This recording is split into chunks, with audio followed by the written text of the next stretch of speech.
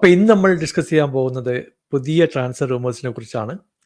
ഇപ്പൊ മാർക്കറ്റിൽ ഏറ്റവും കൂടുതൽ ഡിസ്കസ് ചെയ്തുകൊണ്ടിരിക്കുന്നത് ഹൂലിയൻ ആൽവരസിന്റെ ട്രാൻസ്ഫറുമായിട്ട് ബന്ധപ്പെട്ട വാർത്തകളാണ്. Welcome to Malu football. അപ്പോൾ നിങ്ങൾ ഈ ചാനൽ സബ്സ്ക്രൈബ് ചെയ്തില്ലെങ്കിൽ നിങ്ങളുടെ സപ്പോർട്ട് പ്രതീക്ഷിക്കുന്നു. അപ്പോൾ മാൻ സിറ്റിയുടെ കാര്യം നമുക്കറിയാം. അവിടെ ഹാലണ്ട് പോലുള്ള ഒരു സ്ട്രൈക്കറിലെടുത്തോളം കാലം ഒരു ഇമ്പാക്ട് സബ് ആയിട്ടാണ് പല മത്സരങ്ങളിലും ആൽവരസിന് ഇറങ്ങാൻ സാധിക്കുന്നത്. അപ്പോൾ പെപ്പ് എന്തായാലും പുള്ളിക്ക് തന്നെ ആയിരിക്കും ഒരു പ്രയോറിറ്റി കൊടുക്കാൻ പോകുന്നത്. ആൽവരസിന് ഒരു ലാസ്റ്റിലത്തെ 15 മിനിറ്റ്സോ 20 മിനിറ്റ്സോ ആണ് പല കളികളിൽ ലഭിക്കാറുള്ളത്. അപ്പോൾ പുള്ളിയുടെ ടാലന്റ് വേണ്ട രീതിയിൽ യൂട്ടിലൈസ് ചെയ്യാൻ പറ്റുന്നില്ല, പ്ലേയിങ് ടൈം കറക്റ്റായിട്ട് കിട്ടുന്നില്ല. ഇതൊക്കെയാണ് ആൽവരസിന്റെ പ്രധാനപ്പെട്ട ഒരു കംപ്ലൈൻറ്റ്. അത് വസ്തുതയാണ്. ഈ ഒരു അവസരത്തിൽ പുള്ളി മറ്റൊരു ക്ലബിലേക്ക് പോകാൻ ശ്രമിക്കുന്നു എന്ന് പറഞ്ഞാൽ അതിൽ യാതൊരു തെറ്റുമില്ല. ഈ ഒരു ന്യൂസ് പുറത്തേക്ക് വന്നതോടെ പല EPL ക്ലബ്ബുകളും പുറത്തുനിന്നുള്ള ക്ലബ്ബുകളും പുള്ളിയുടെ ഏജന്റിനെ കോൺടാക്ട് ചെയ്യുന്നു എന്നുള്ള വാർത്തയാണ് നമ്മളിപ്പോൾ കേൾക്കുന്നത്. ഇപ്പോൾ സ്പേഴ്സിന് പുതിയ സ്ട്രൈക്കർ വേണം, ചെൽസിക്ക് പുതിയൊരു സ്ട്രൈക്കർ വേണം, PSG, ബാഴ്സ ഇവരൊക്കെ പുതിയ സ്ട്രൈക്കറെ തേടി നടക്കുകയാണ്. ഇപ്പോൾ ഓഷിമാൻ്റെ സിറ്റുവേഷൻ നമുക്കറിയാം.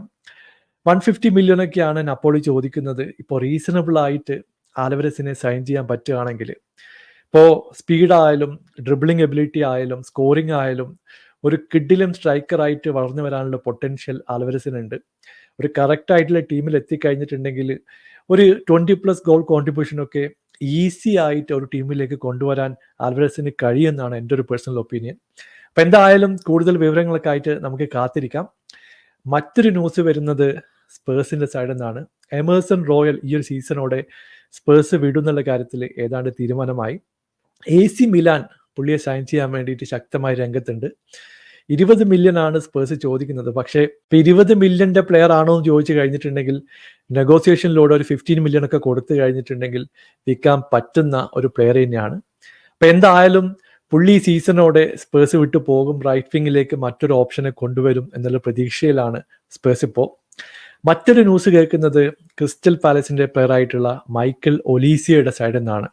ഇപ്പോൾ ഒലീസിയെ സൈൻ ചെയ്യാൻ വേണ്ടി ചെൽസി ശക്തമായി രംഗത്തുണ്ട് എന്നുള്ള വാർത്തകൾ നമ്മൾ കേൾക്കുന്നുണ്ട്.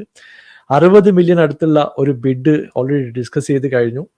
ഒഫീഷ്യൽ ആയിട്ടുള്ള ഒരു കോൺഫർമേഷൻ പല ക്ലബിന്റെ സൈഡിൽ നിന്ന് നമുക്ക് കിട്ടിയിട്ടില്ല. എന്നിരുന്നാലും പുള്ളി ഈ സീസണിൽ ക്രിസ്റ്റൽ പാലസ് വിടാനുള്ള എല്ലാ ചാൻസുകളും നമ്മൾ കാണുന്നുണ്ട്.